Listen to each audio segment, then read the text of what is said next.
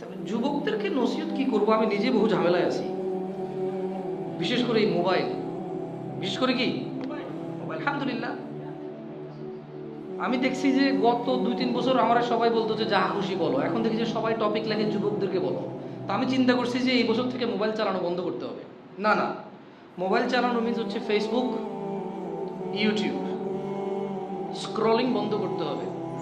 কারণ যেহেতু আল্লাহ বলছে ইয়া আইয়ুহাল্লাযীনা আমানু লিমা তাকুলুন মা লা তাফআল, কেন এমন কথা বলো যেটা নিজে করো না। তো নিজে না করে বললে কি সমস্যা? কাবুরা মাকতান ইনদাল্লাহি আন তাকুল মা লা তাফআল,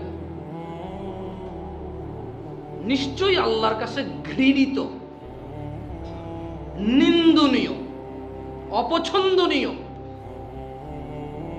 গর্জিত কাজ হচ্ছে তুমি অন্যকে বলো নিজে করো না।